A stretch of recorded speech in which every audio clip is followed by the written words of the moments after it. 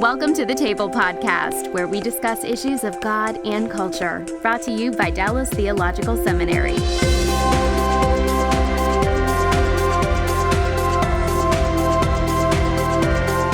Welcome to the Table. We discuss issues of God and culture. I'm Darrell, Bock, Executive Director for Cultural Engagement at the Hendrick Center at Dallas Theological Seminary.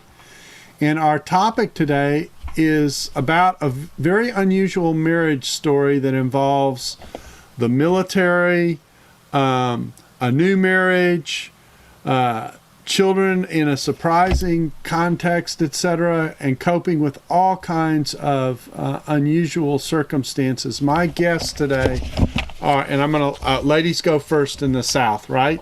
So are Paige and Josh Wetzel, who live, I'm assuming you're in Alabama, and who wrote a book, which I'm going to hold up. I don't even know if this will, whether this will reverse or not. It probably will. Beautifully Broken.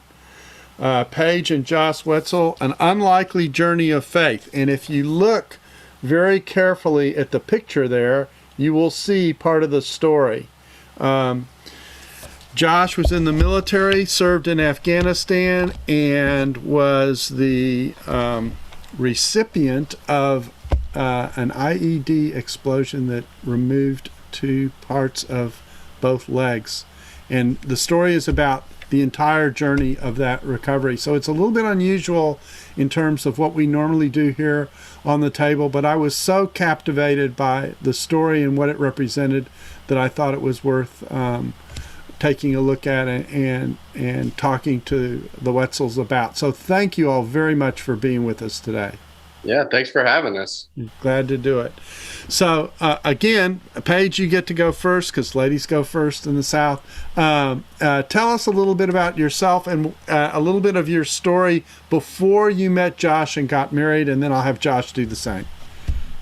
So I'm from Fort Payne, Alabama, really small town in northeast Alabama, and I came from a pretty traditional family, had grandparents in my life, went to the same church my whole life. I never moved out of my home until I moved off to college. And so I had a pretty typical upbringing. And I grew up in church. It was very traditional Southern Baptist type scenario. I played sports my whole life. And that's what ultimately got me to the school where I ended up meeting Josh. I was playing volleyball it was first at a junior college where he and I met.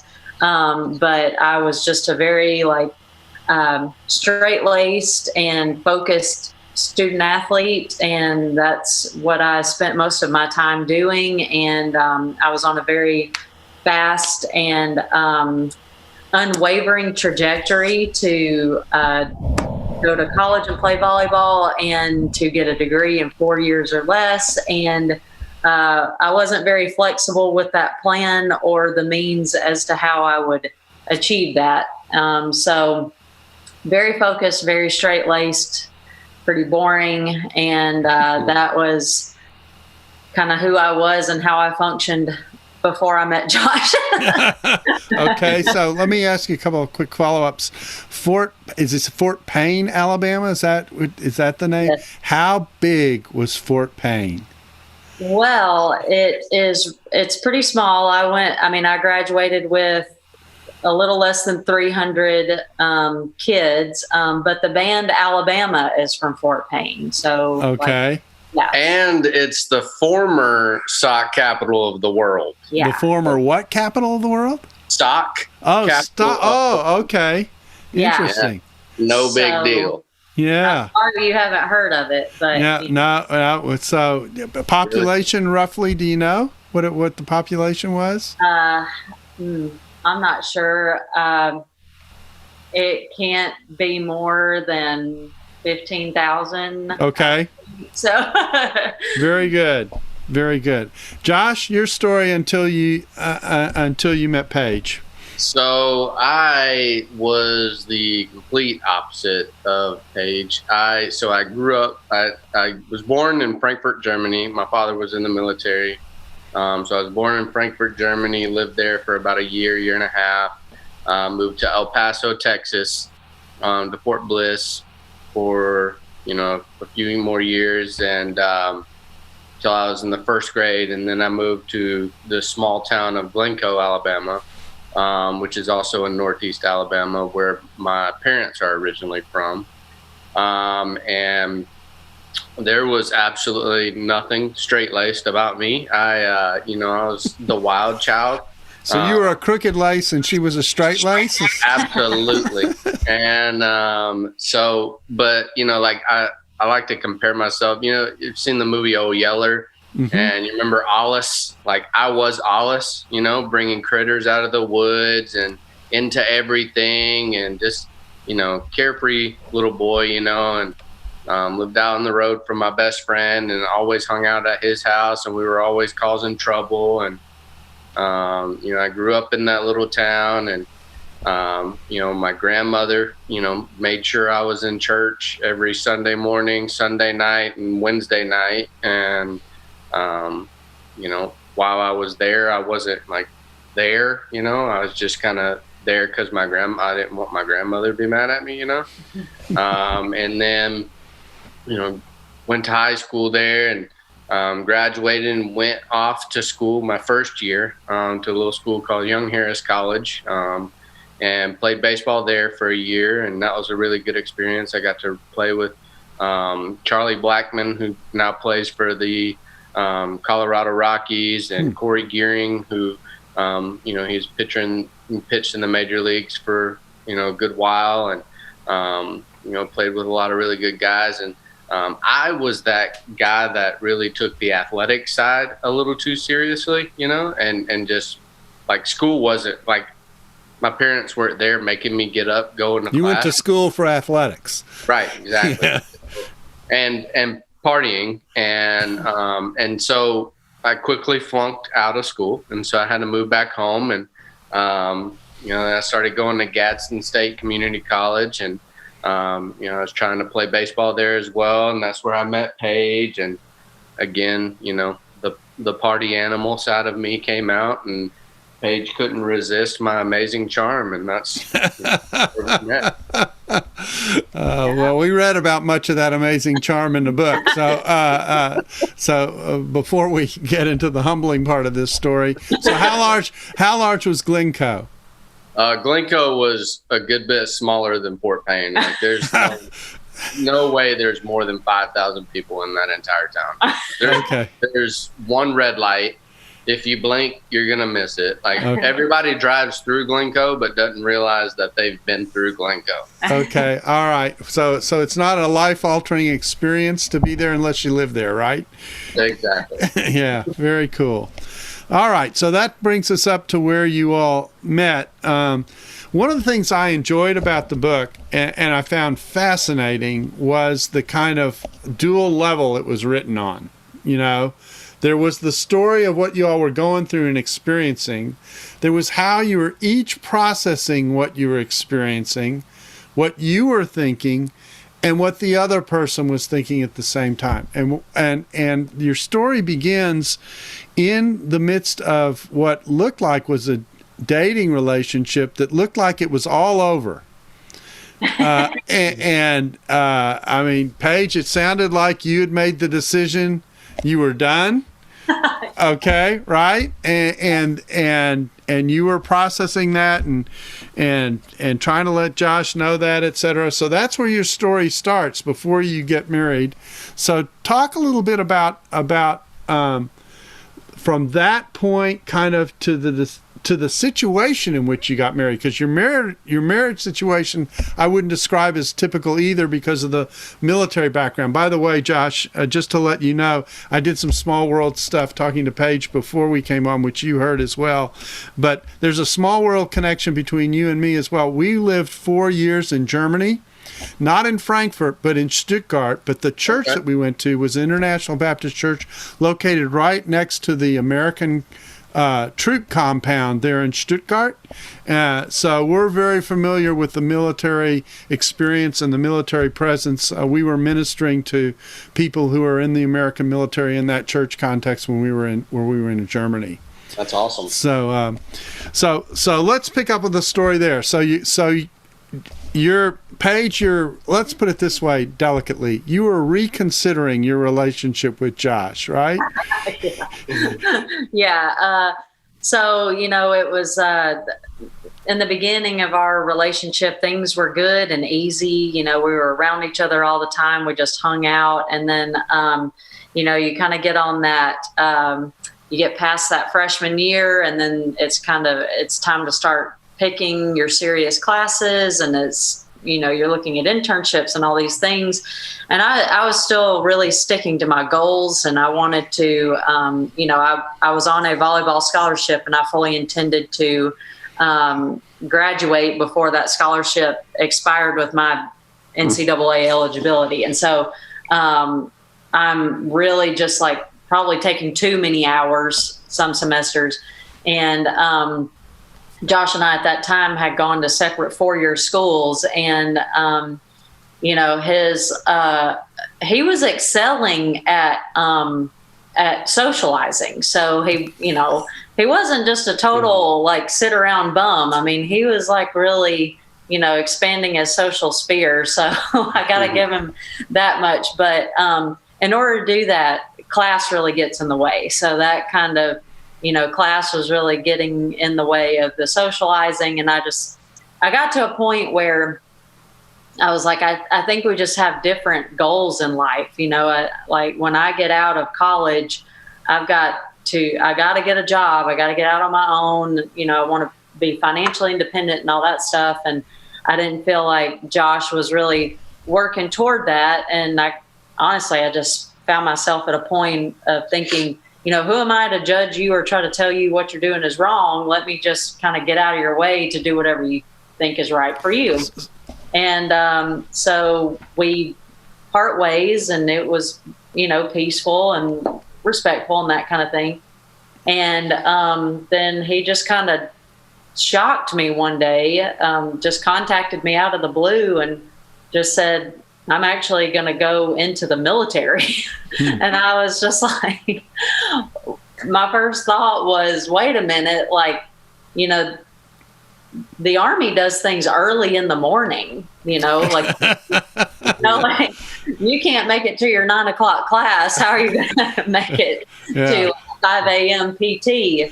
But that was kind of how we rekindled, because I was supportive of him. I was just kind of thinking, good for you for wanting to, take control of your life in this way and go for something that is completely like discipline based.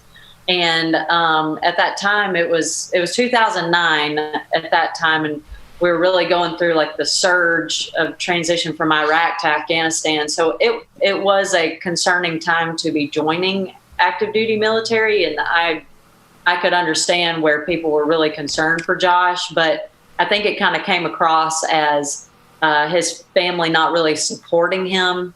And so that's just kind of how we became friends again, because I just thought, like, this guy needs support. He is absolutely doing the right thing. This is something he probably should have done right out of high school. So I just really wanted to be there to support him and tell him that he was doing the right thing. So Josh, so this is happening. And the interesting thing about your book, y'all are very clear. Paige, you're focused. You know where you're going. You're going there full bore. Josh is kind of this laid back, nothing, water off a duck's back. That's not going to be a problem. We'll the half full, maybe it almost sounds like 7/8 full kind of guy. And so that's an interesting mix. So your relationship rekindles, and I guess a la military. One of the things that I did enjoy about the book is I know next to nothing about military life, and I thought you all did a wonderful job of explaining the hectic nature of the life, the on-call nature of the life, the sacrifice, really, that people in the military undertake to serve their country, and the way in which you really put yourself in Uncle Sam's hands when you're in the military, and your marriage is that story. So talk about how much time you had to get married, or maybe another way to ask it is, how much time didn't you have to get married? So I joined the military in January of 2010. I was at basic training by January 5th. And, obviously during that time, you don't get a lot of contact with the outside world, for a purpose. And so we mostly communicated through letters. We could write all the letters that we wanted to. So we mostly communicated through letters. And, while I was in basic training, I realized Paige is somebody that I, want to spend the rest of my life with. And, I think, maybe it's time, we get married. And so, while I was in basic training and, writing letters and stuff, I got this idea. And then when I went to airborne school right after that, so this would have been April, May-ish. I got in touch with my mom and my grandmother, and I was like, look, I want to ask Paige to marry me, but I really need some help. And so we, the three of us worked together, and they helped me pick out a ring. And,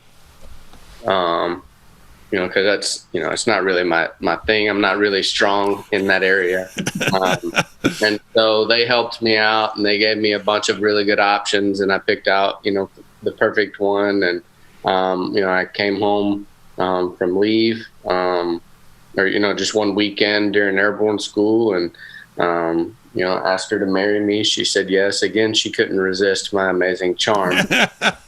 At this point, I'm like, I put a lot of time into this. We might as well just. But after that, talking about time constraint, it was kind of like, how do you plan a wedding because I'm marrying the military, right? Get jobs without the military.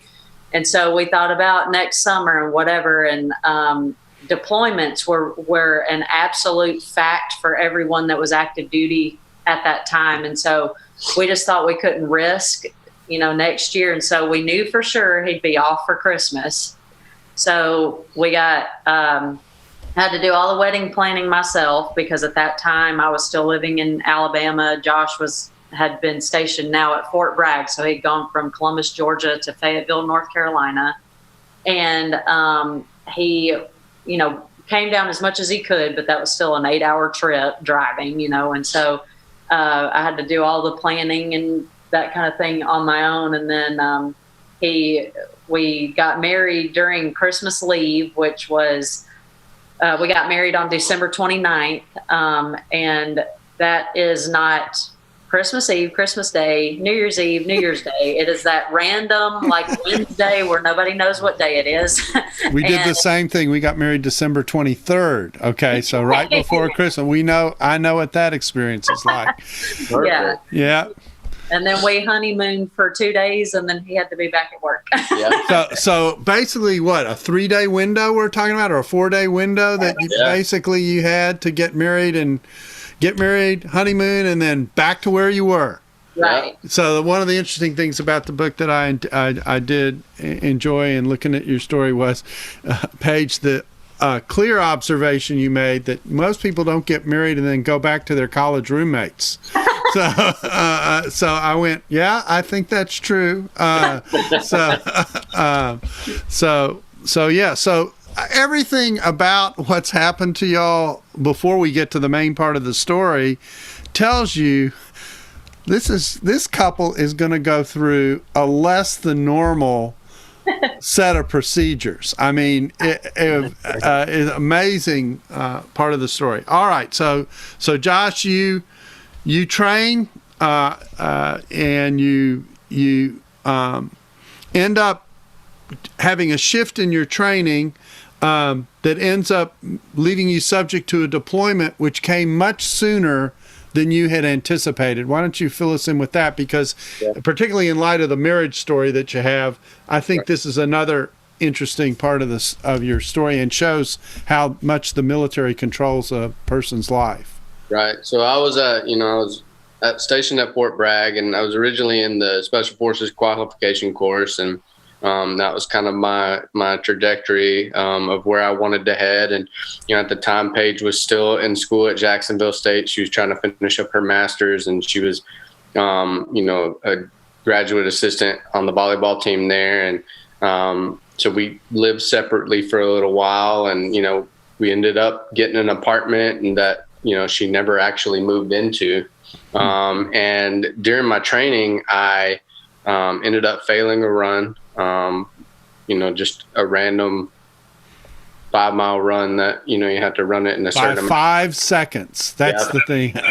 Failed it by 5 seconds. And that's one of those worlds where they don't have a ton of grace. They everything's cut and dry, and, it's for a reason. They're the elite of the elite. And so ended up, getting orders pretty quickly to Fort Lewis, Washington. And usually when you're coming from a training environment, like basic training or from the Q course, like they're not just going to give you orders to a unit to just go sit there for a little while. When you get orders to go somewhere, they're usually trying to fill up a unit so that they can get ready to deploy. And so, I was headed to Fort Lewis, who was scheduled to deploy anywhere from December to, March of 2010 or 29 to 2010. And so I knew, right off the bat that, I would probably be deploying pretty quick. And so we got to Fort Lewis, to Tacoma, Washington in August of 2011. Oh, yeah. 2000. No. Yeah, 2011. I'm sorry. All my dates are wrong. Got to Fort Lewis in 2011 and August 2011. And, they were already talking about the unit had already done most of their pre-deployment training.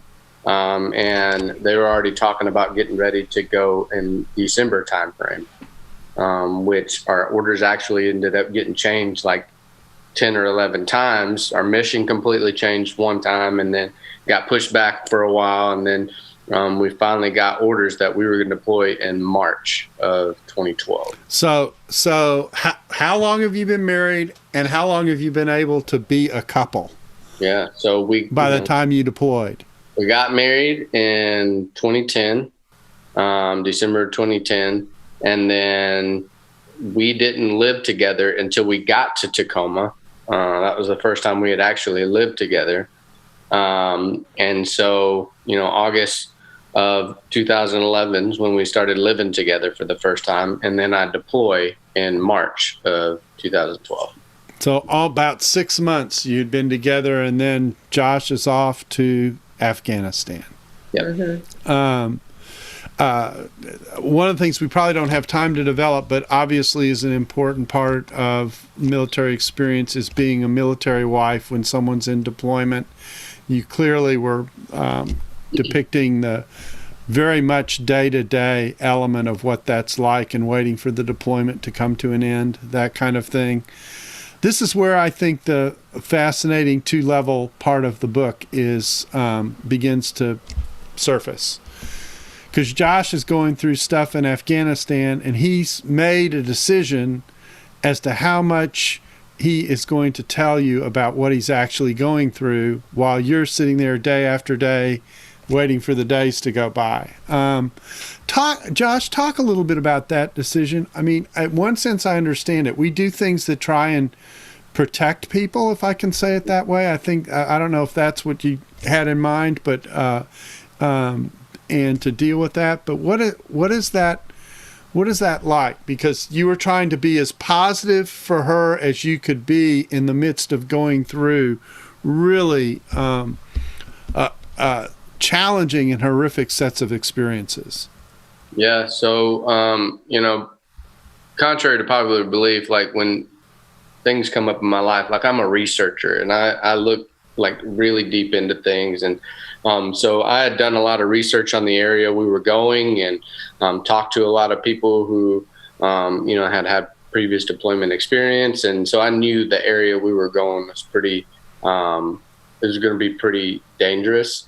And so, I made a decision going there that, anytime I talked on the phone to my family, I didn't want to fill it with negative things that was going to make them worry later on. Like, so basically all I told their only view of my experience was that I just told them we were handing out like candy and soccer balls. And so they sent me candy and stuff the entire time I was in Afghanistan, which I handed candy to kids, but that's because I wanted to keep them around, you know. But, you know, so I'm not a journaler. I've never journaled anything in my life, not even really a writer. But I knew that, you know, if I didn't write stuff down, I would forget it. And so when I got there, I decided I was going to start journaling for the first time. I had this nice little green book that I had no plans to write anything else in. So started journaling, and that was kind of where I put like all the bad things and the real things that happened.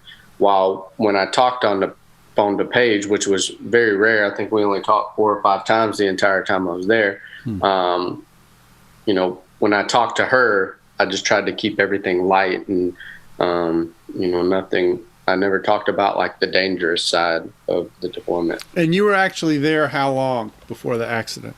So I got there in like mid-March and then got injured right at the end of May. Okay. And of course, Paige, you're at home going through the day-to-day, just trying to survive the life and counting the days when you get your husband back. So now I'm going to have to speed things up because of our time, but the accident happens, an IED explodes, you're injured, and I'll leave the details of the days that happened right after. And what I want to do is I want to go to the time from basically Walter Reed on, which is an extended period of time. How long did it take you to recover from the time you arrived till the time you were living, at least the first time, in outside the hospital in the related area that they kept people in while they continued to recover? Do you know what that time period would be? It was a fairly quick-ish turnaround. Like I was very lucky. I only had like one major infection. And so, you know, I tell people all the time, like I was injured on May 31st and I was walking on prosthetic legs, you know, before Christmas. And so, you know, I had the most amazing doctors and nurses and stuff in the world. And so, you know, I was very lucky to be there. And so I think we were living in building 62 by like November-ish? No, it was earlier than that. It was shortly after Labor Day. We were able to kind of do like a trial. And then I think we got our permanent room assignment right after that. So there were surgeries 3 times a week for a period. Mm-hmm. You were on very heavy drugs initially, and then eventually, you know, weaned off of that. Paige, talk a little bit about the care that required. And then I think my sense is from the book that this is when your faith, which was there, but it kind of been real low key, began to really kick in. Oh, yeah. Mm-hmm.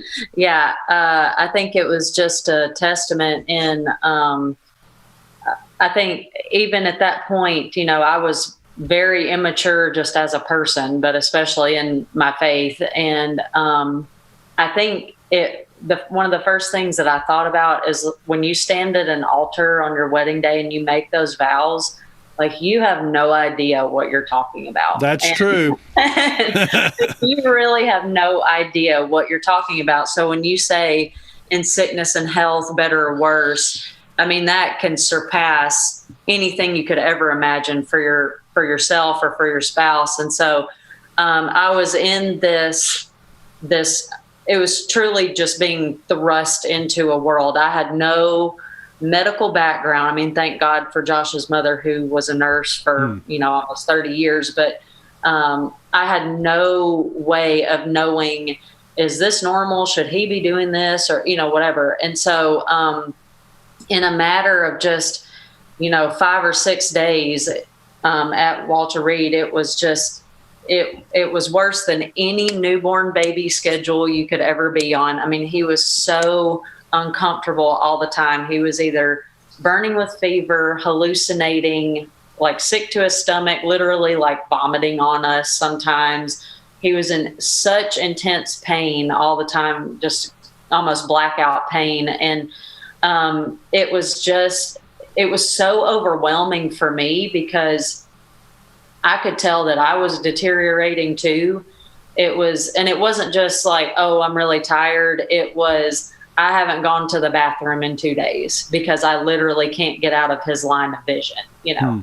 And so, and that, it was that way for every single wife, but you don't ever get out of your room enough to know that, hey, there's somebody right down the hall going through the exact same thing, you know? And so, discovering the other families was a huge thing for me, in not just my physical recovery, because we tried to jump in and tag team and help each other, but it also just kind of helped me know that I'm not doing as bad as I think I am. Mm-hmm. And in the faith part of it, it was just such a I've just never been that desperate, and that like not being able to see the light at the end of the tunnel. You know, it's kind of like the you're in these situations where we go through 10 or 12 hours of Josh just absolutely suffering. I mean, you've just never seen a person suffer like that, and there's nothing you can do to really help them.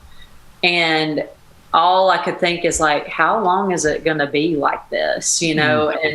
And that almost instills a sense of panic. And so I would just, I prayed the most honest prayers I'd ever prayed in my entire life. You know, I was done with like the Miss America prayers, you know, and I was just like literally on my knees sometimes crying and praying out loud in front of a room full of strangers. I just didn't care because I had stretched myself. I definitely come to the end of myself. And looking back, that's one of the greatest things I think that could ever happen to someone, is when they realize they've come to the end of themselves, you know. There's no way to I can imagine for someone who is as focused and able to direct their lives as much as you had, that to be in a position where absolutely nothing is under your control, right, is got to be completely disorienting. Oh yeah. Yeah. So Josh, one of the things that's clear from the story is the way in which people who had been through similar experiences rallied around each other and really became close friends. In fact, I think your foreword is written by someone else who went through a similar experience, Travis Mills, and the story is literally chock full of these relationships that you have with other people who are helping you you're helping each other really get through this. Can you talk about that a little bit? I think that's a personal touch that's pretty important. Yeah, absolutely. You know, honestly, that was huge for me. You know, I think that's part of being at Walter Reed and why it's so special. You know, you have some of the best doctors in the world there, and they do some of the coolest surgeries and stuff. But I think the best part of it is being there with other men and women that are going through the exact same things that you're going through. You know, you're sitting there laying in a bed with no legs, and then you realize there's a guy 4 doors down the hallway that doesn't have arms or legs. Or, you know, you see people in the physical therapy room that they're only missing, you know, one leg, or they're missing both arms and they have both their legs. You know, it's such an interesting dynamic. And so it was great to have those guys, and it was great for me and my just morale, I guess you could say, because, you know, I could see other men that were going through the same things that I was going through. And, you know, me being a military person, it turned into, you know, a competition as well, you know, because you want to be, you know, bigger, faster, stronger than the other guy, you know, and so you can't let anybody outdo you in physical therapy. And you know, my physical therapist, you know, Lieutenant Marmolejo, he was unbelievable in bringing out that competitive edge in me. And so it was awesome having those guys there. And, we really got close with their families. Paige, it was great for her to have the wives, and, they call themselves the clique. They're, they got their own little club, and they still talk all the time. They got a group text message, and, us being dudes, we just grunt at each other every now and then when we see each other. But it's good. We still have those relationships to this day, and we still keep in touch with everybody.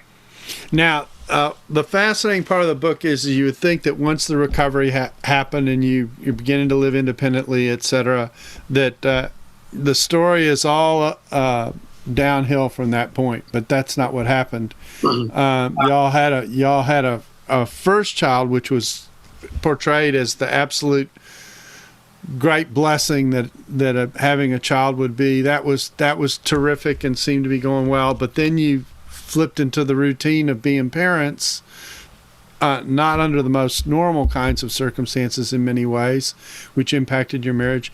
And then you had your second child, which it seems in the book to have been a different kind of experience. Talk about that a little bit, because it almost sounds like the challenge of your relationship almost became greater in that context than what you had already been through. Right.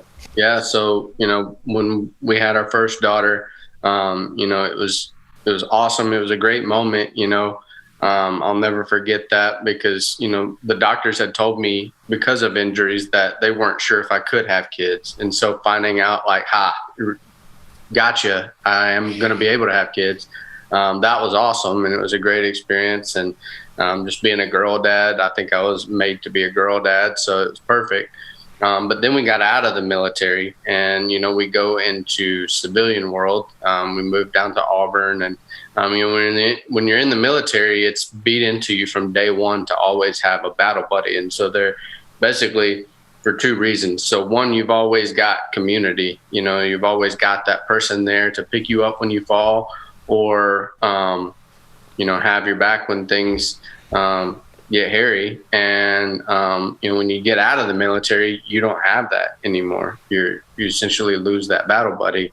And I didn't realize how strong that, or how important that community was while I was in Walter Reed. And so I got out, and I got into a really bad place. I was essentially actively running from God and my wife, at one point, and everything on the outside looked great. I was going to school. I was going to Auburn, which was the school of my dreams. I'd gotten a job in the athletic department at Auburn, which was awesome. That I was getting paid money to go to sporting events, and which, I could have never dreamed of as a kid, but, behind closed doors, like, our marriage was falling apart. And, like I said, I was actively, running from God in every aspect of life.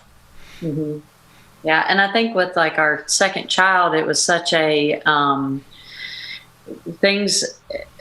I think it's just, you react differently to suffering that you've induced yourself, and when we were at Walter Reed, it was we kind of saw the opportunity there. It was an opportunity to, for Josh to continue to lead, because his unit was still deployed. They needed to see him overcoming things. They needed to see him with a smile on his face and things like that. So we were really motivated in that regard to kind of not just put an image out, but truly live up to, I'm making the most of this situation.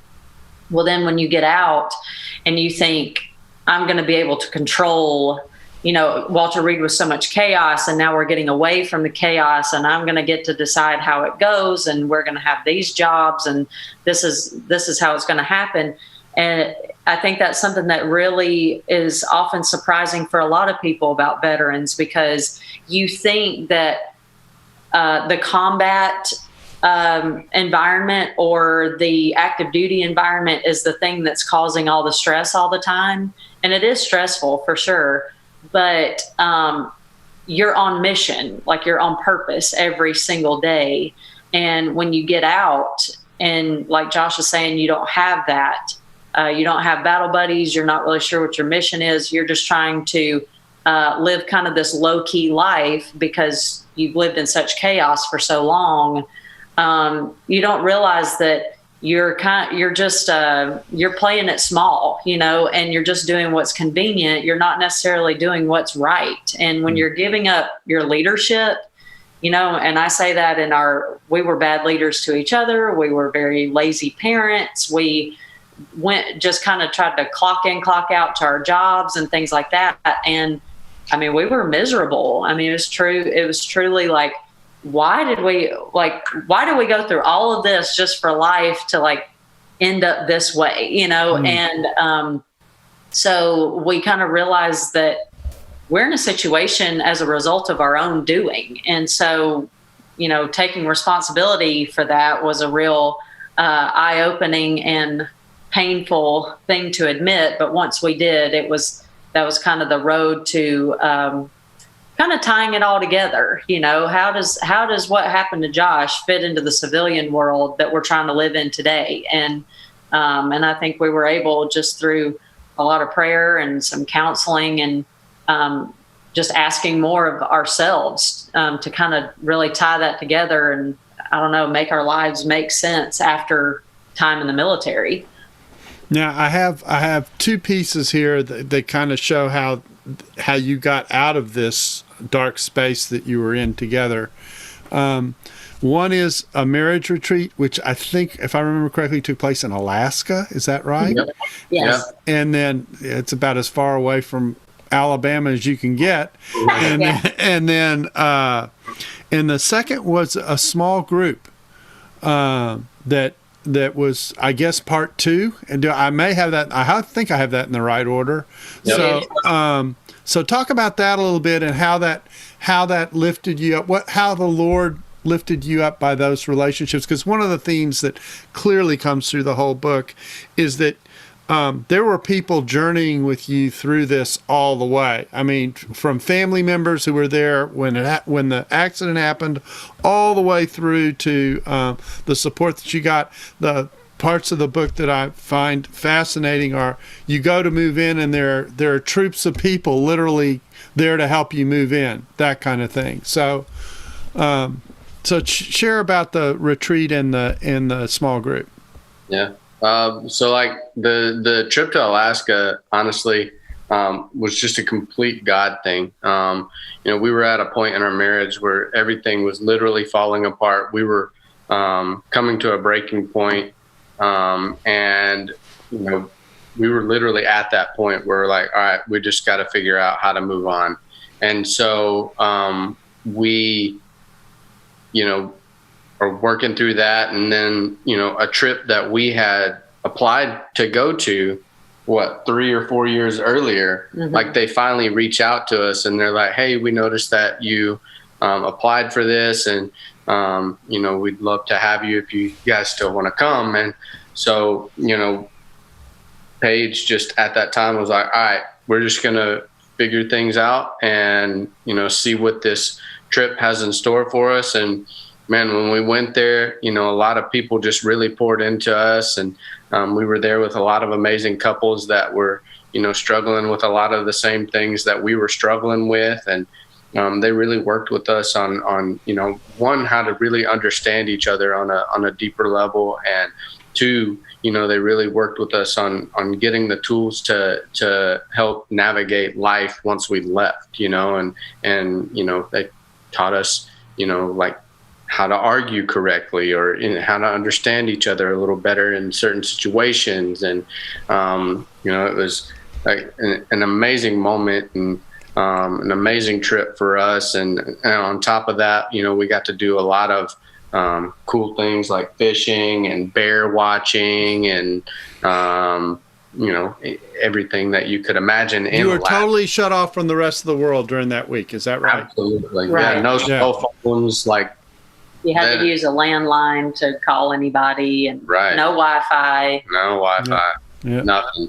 But the thing for me was that Alaska made me feel normal. It was like Walter Reed, it was par for the course. Like nothing was normal. It was, you just learned to live with the abnormality of not just you, but what your friends might be going through and that kind of thing. But I think we had just we wanted to look like we were handling civilian life, like pros, and we weren't. And so when we go to Alaska and there's people that are, and not all of them were wounded. They just had, one of the two in the couple had been to combat, and they would just ask us questions, and it was kind of like, raise your hand if you can if you've ever gone 2 weeks without talking to your spouse, and like all of us just slowly raised our hands. And while, to an outsider, that's kind of like, oh my gosh, that's horrible.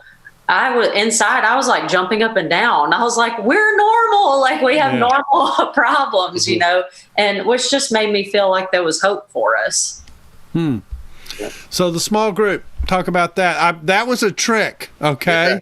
I don't know how else to describe it, Paige. I guess you get full credit for being pretty clever, but you tricked him. Okay. Yeah. She's pretty good at that. But when we got back from the Alaska trip, a lot of things changed our marriage, and a lot of things were getting better. But I was still, actively trying to avoid going to church, and I still didn't really have that community. And so Paige started seeing that, and starting seeing patterns and stuff develop again. And so she was like, you know what, we're gonna figure this out, and so one day she's like, hey, let's hop in the car and let's go get something to eat. And I was like, all right, whatever. And so I'm just letting her lead the way, and all of a sudden we end up in somebody's driveway, and I was like, this is not a place to get food. And she was like, well, good news, we're here for a small group, and I was completely opposed to it. Like I was like, I don't have time for a small group. Like I'm working, like I work with the basketball team at Auburn, and we were right in the middle of basketball season the year we went to the Final Four. And so I was like, no chance I have time for this, and I was like, but whatever, I'll go in here. Paige said they have food, I'll eat, And so we went in, and right. She also told you if you didn't like it, that would be the only time you needed to go, which is a fabulous approach to the situation in terms of taking the pressure off and bringing it on at the same time.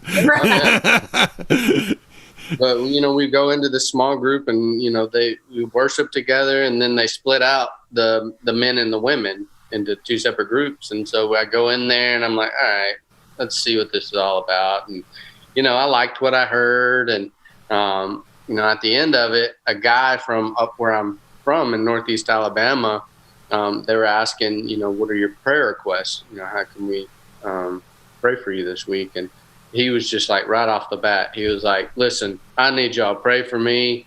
I got a DUI 3 days ago. Like, I don't know what I'm going to do. And I was like, all right, so there's people like me here. I wasn't out getting DUIs, but it wasn't churchy people. Right. And so you're getting the real deal. Right. And so I kept going just to see what was going to happen next, and ended up really liking it. And, we, in that small group, we learned a lot of, different things. And, it was great to really see that there are men outside of the military that struggled with the things that I was struggling with. And, I think our entire marriage, it's always come back to seeing that, we're not alone in the things that we're going through. There are people around you that are going through the exact same things that you're going through. You just have to open up and let them in, and you'll see that, and you can go through it together, And during that small group, learned a lot about myself, and we had a conference afterwards in which you kind of go back over everything. And there's a portion in that called, it talks about fear. And me, I never had a healthy fear of anything. When I was a kid, I didn't fear, jumping off of the house or picking up critters or handling snakes or anything like that. And, as an adult, I didn't fear jumping out of airplanes or anything like that. When I stepped on a bomb, I never feared dying. I didn't have a healthy fear of anything. And so I was like, this didn't really speak to me, And so the guy I was praying with was like, one thing that men have trouble with and a fear of is the fear to lead in their family and spiritually. And it just kind of like it's like in a movie when all things just kind of like in reverse, like plays through your entire life, you know. That kind of happened, and I realized like I have like an extreme fear to lead, because the last time I had led in the military, I got injured, and then others subsequently got injured or killed. And so I just didn't want to lead in any capacity, whether it was in my family, spiritually, at work. I didn't even want to be the first person in line going somewhere.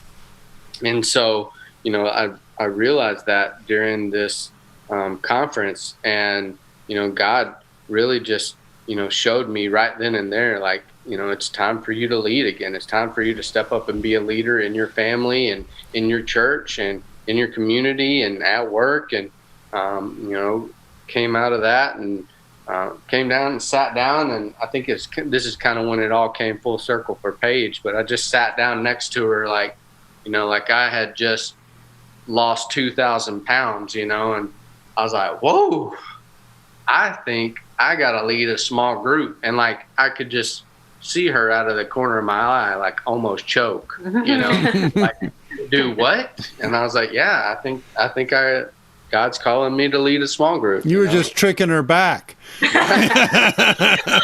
And yeah.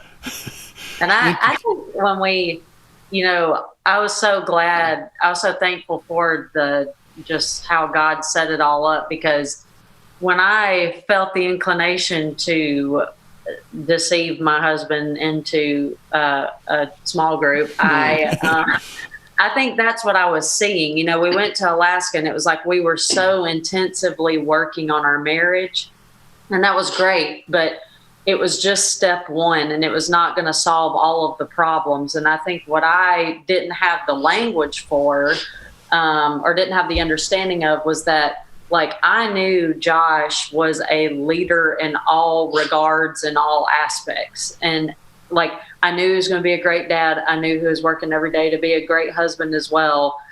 But you're not everybody's dad. You're not everybody's husband. The rest of the world, you know, needed his leadership as well. And I think that was just kind of the thing where Josh was really just trying to keep himself in a box, you know. And I knew that he was stifling very important aspects of his own personality, but also just God's purpose in his life, you know. And I didn't understand that at the time, but then when I saw it kind of unfold throughout that semester in that small group, and then ultimately at that conference, you know, it was just so awesome for someone other than me to go, you know, a lot of guys are just afraid to be the spiritual leader because they're just afraid they're going to mess it up. So they let their wife do everything, or, you know, and for that to speak to him so profoundly, you know, not transformation is bigger than like a single moment, you know, and, but I think that was as transformative of a 5 minutes as, you know, Josh could ever get, you know, other than like the moment he stepped on a bomb, you know. Yeah. So I was so thankful for that. So you've written this book. I have no idea how long it took to do. You got the idea for it and you did it, or someone talked you into telling your story and you did it, wherever that happened. I don't know that part of the story, but I just want to commend you and obviously you had someone alongside of you who helped you do this, but the honesty and the sensitivity that you all give to this, you know, makes it a very interesting and reflective exercise. And I know at the end of the book, you make a point about why you did the book and what you're hoping to accomplish by it, etc. And I think you succeeded. I mean, it just is a very well done book that lays out at so many different layers a faith journey in the midst of challenge. It's about challenging marriage, about facing up to who we are, how we sometimes get in our own way, and then how God relentlessly doesn't let us stay there, right? But just keeps knocking on that door and and with maybe the message, will you please get this, and because I'm here to help you and be with you, and the way in which it's clear that God was ordering steps in many ways, and yet at the same time, you all were having to come to grips with what was going on. I just want to thank you for really a wonderful story, and for giving us the time to kind of follow up and dive in. I really do appreciate your willingness to retell your story. Let me ask you this. So since the book has been done, what have you been doing? And what's been the, probably not the right word, but what's been the fallout of doing the book? What's been the result of doing the book? We tell people all the time, like 2020 has been tough for a lot of people, and because of COVID and having to be locked down in their houses and everything. But for us, I think it kind of had the opposite effect. We actually got the opportunity to like slow down and just kind of evaluate things, I'm very, career oriented. And in athletics, it's 90-0, and when COVID hit, I was right in the middle of basketball season. We were going to the SEC tournament and then to the NCAA tournament. And so there was literally going to be no stop until the end of March.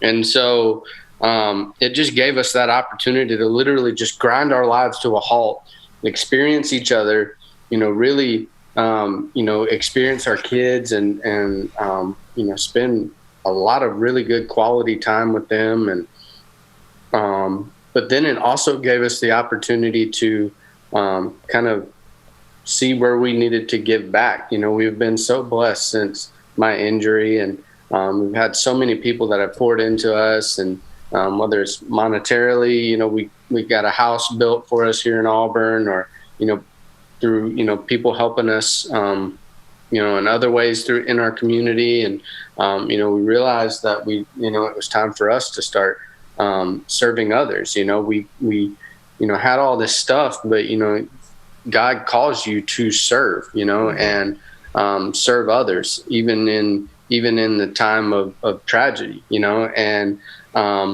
we went and we had a serve project in Columbus, Georgia, and we had really been called to that area, which is just right down the road from Auburn, but we've been called to that area because of the high military presence there. And we went to a serve project there, and we met a couple there that they work with Crew Military, and they serve the basic trainees on Fort Benning and their chapel services, and then they have like Bible study time afterwards as well. And then another part of that is this class called Reboot, where they,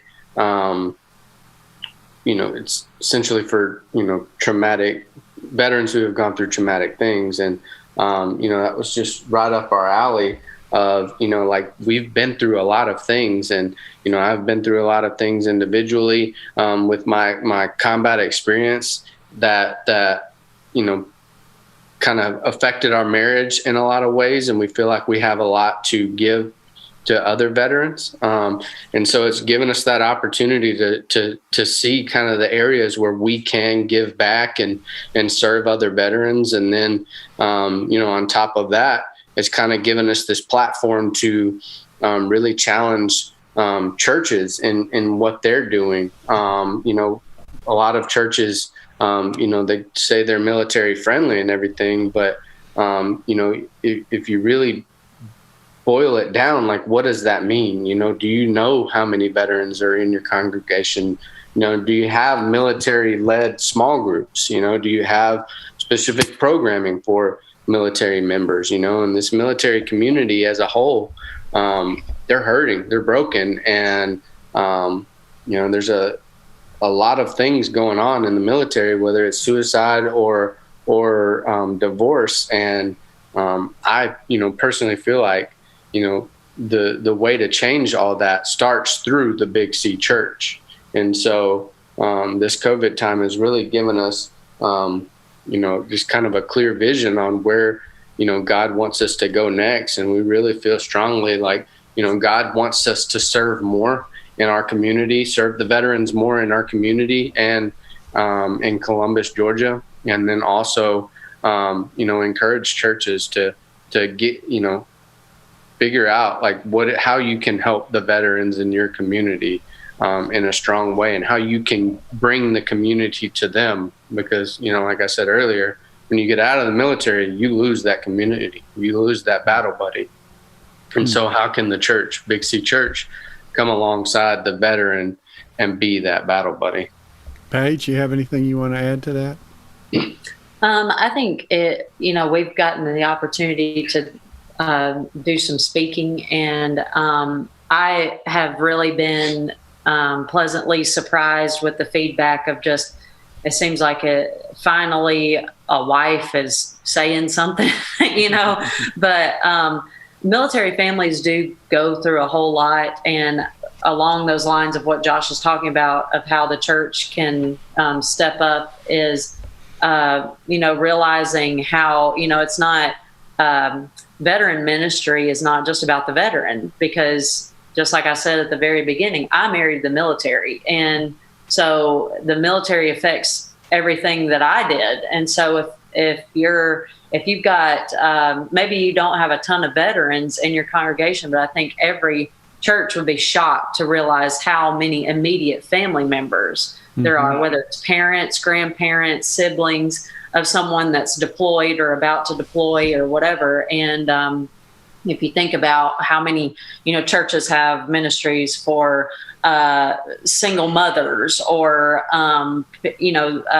celebrate recovery for like alcohol and drug addiction, things like that. But if you did a military ministry, veteran ministry, that could cover people from 18 to 90, and they all need each other, and they all need to be aware of each other. And so it's something that we really have just kind of, just like Josh said, we took a breather and kind of realized with this book in one hand, this like ultimate accountability of our lives as a married couple, along with what's going on right now in 2020 and beyond, what are the consequences going forward? We really just hope that our book opens the door to, hey, I know everybody thinks that, my life as a military wife or Josh's experience as a soldier is like this really crazy, like once in a lifetime thing, but it's not, because for every soldier that is injured to the extent Josh is, there were 25 of them that had to witness it, and they are still carrying that, and they're still trying to figure out how to function in their life, knowing that happened to their friend, and they're married to people, and they're trying to raise children, and they just don't know what to do, and you shouldn't know what to do. So what can we do to, kind of come alongside them and say, this is just like what we experienced in Alaska. This is normal, and Christ has an answer for it, but if Christ doesn't, if we're not putting Christ in front of that problem, the world will tell them how to handle it, just like with anything else. So we're really just trying to hopefully just let this book open the door to having really important conversations like that. Well, we want to thank you, because I think the book does that. It does it well. And to put voices and faces and on this has been really a treat for me. So I want to thank you for taking the time with us to talk about it. And we wish you all the best in the future. And how old are your little ones now? 7 and 4. 7 and 4. Long way to go still, but that's okay. But we really do thank you for taking the time to do this with us, and we wish you all the best. And we thank you for being a part of the table. We hope you'll join us again soon. And if you have desire to subscribe to the Table Podcast, it's voicedts.edu/Table Podcast, and you can do that. We'd love to see you again. Thanks for listening to the Table Podcast. For more podcasts like this one, visit dts.edu/the table. Dallas Theological Seminary. Teach truth, love well.